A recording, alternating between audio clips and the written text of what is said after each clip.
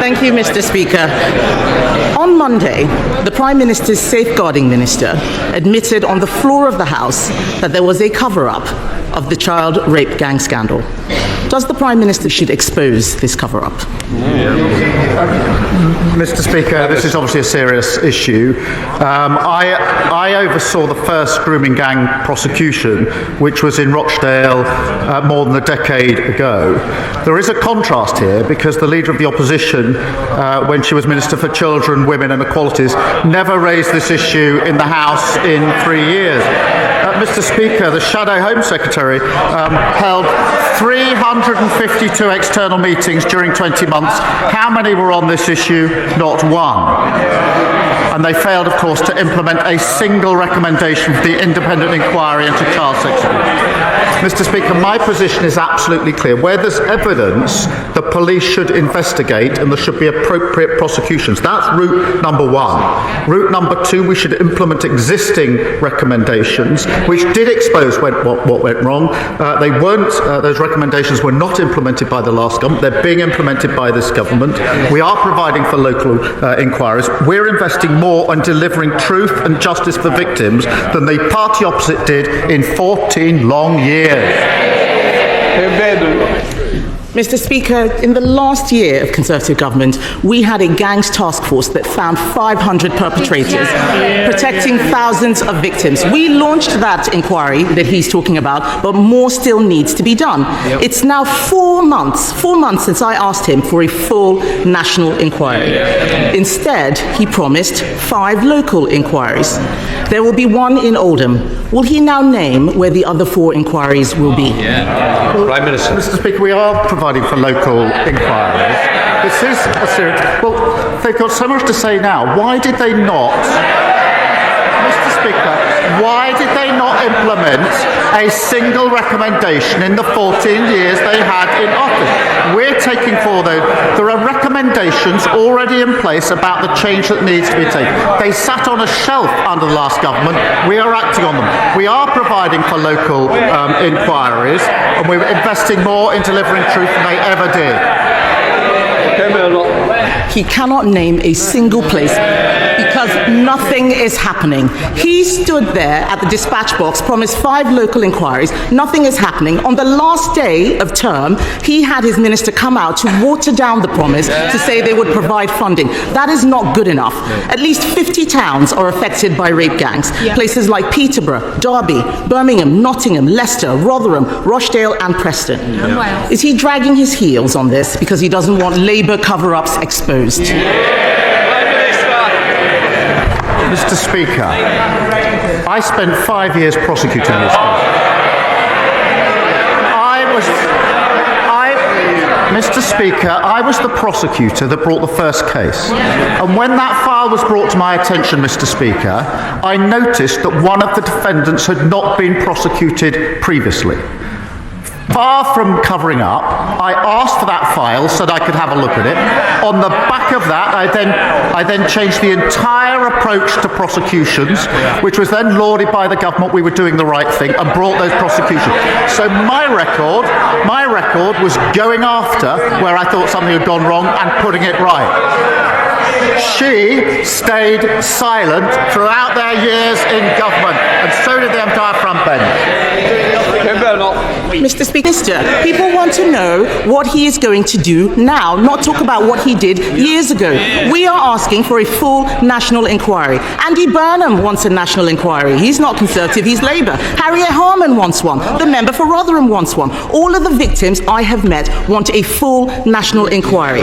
He keeps talking about local inquiries, yet they have not got going. And they haven't got going because local authorities don't want to investigate themselves.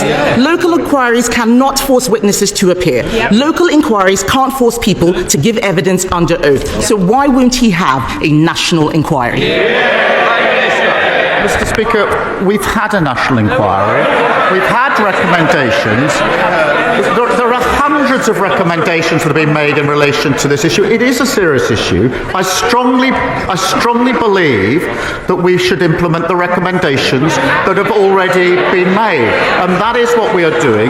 I strongly believe we should listen to victims, and we've been listening to victims on this side for decades and working with victims for decades in relation to what they want, which is local inquiries, and we've set those local inquiries up. Mr. Speaker, he says we should listen to victims. The victims want a national inquiry.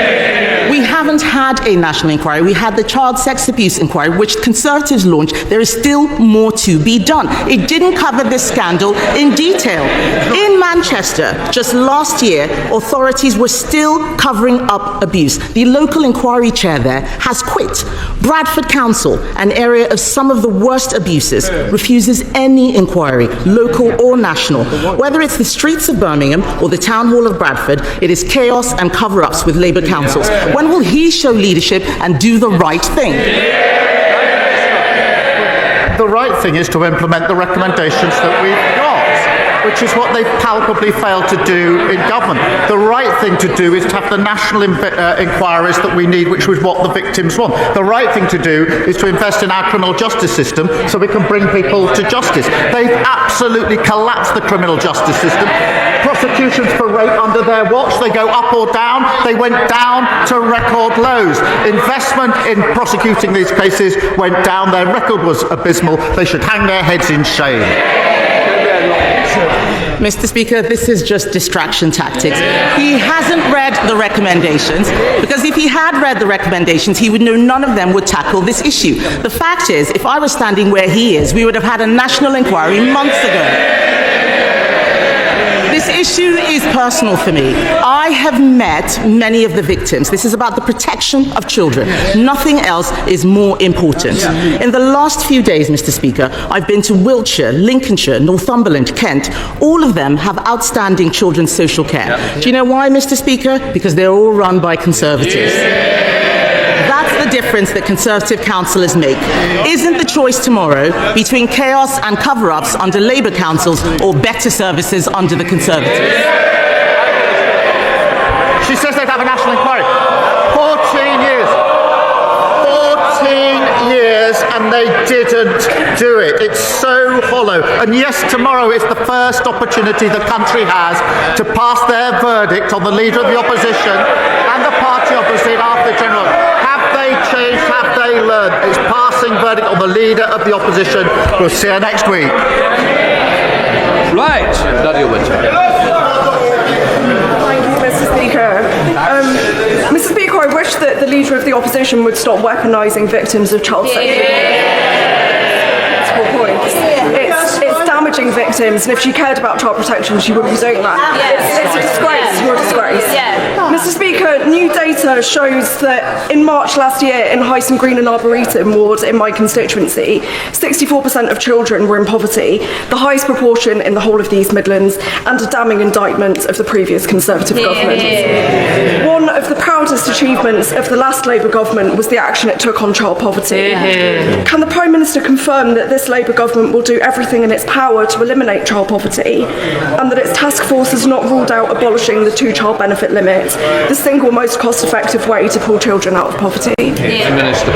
Well, she's absolutely right to raise the disgraceful record of the previous government, which saw an extra 900,000 children in poverty. I'm proud of Labour's record in reducing child poverty, which is what we do in government, and the task force is exploring every lever to reduce child poverty.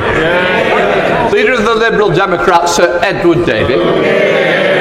Thank you, Mr. Speaker. And on behalf of my party, can I send our congratulations to Mark Carney and the Liberal Party of Canada on their historic victory. We wish them well as Canada continues to stand up strongly to President Trump's tariffs and threats. Mr. Speaker, Canada has learned what happens when you do a trade deal with President Trump.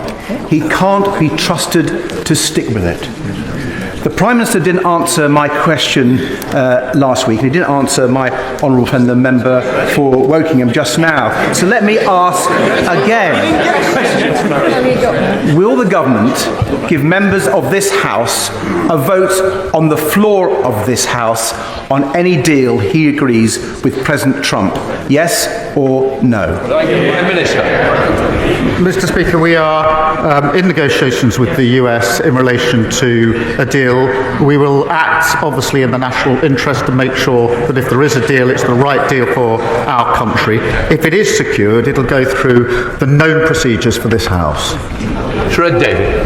Well, Mr. Speaker, I'm very disappointed in that reply. There was no yes or no response. We do want a vote, and we will keep pressing him and his government on that.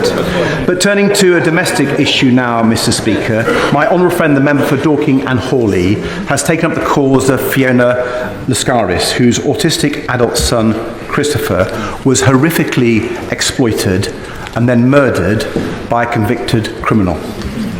As ITV News has reported, when Fiona tried to get a mental capacity assessment for her son, she was dismissed. So Christopher never got the support that might have saved his life. We're going to try to change the law so families' concerns over a loved one's mental capacity have to be considered. Will the Prime Minister give his personal backing to that change to stop another tragedy like Christopher's? Prime Minister. Well, I thank him for raising that terrible case, and I think the thoughts of the whole House will be with Christopher's family and friends affected by this, and we'll certainly look into what else we can do, and if there's further details that can be given to me of the particular case, I'll make sure that we follow it up. Nigel Farage.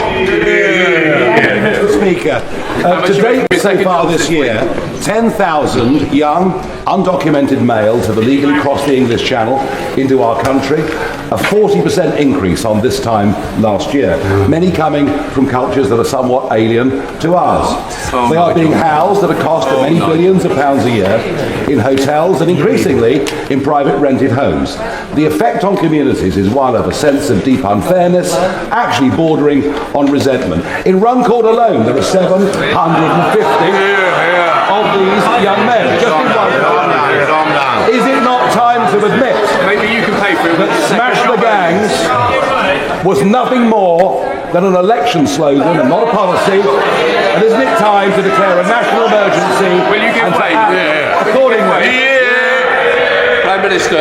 Mr. Speaker, we are passing a borders bill with extensive powers to smash the gangs. These are terrorist-like powers that give powers to the police to intercept where they think the suspects are committing people smuggling, which is a vile trade. We must take back control of our borders after the last government lost control. But what did he and his party do? Did they support those extra measures to actually smash the gang? No, they went in the lobby with this lot in their new coalition to vote against them. And let's be clear what a vote for his party means. It means a vote to charge for the NHS. It means a pro-Putin foreign policy and a vote against workers' rights. And now we hear, Mr. Speaker, he's recruited Liz Truss as his new top advisor. As he was cheering on the mini-budget. Just silence. Thank you, Mr. Speaker. For years, my constituents in Orrell have suffered from a lack of local health provision, but next month that will begin to change thanks to a new partnership that I built with our local NHS, Wigan Athletic and Wigan Warriors at a Centre for Excellence in Women's Sport. This will be a shining example of shifting healthcare from hospitals into communities.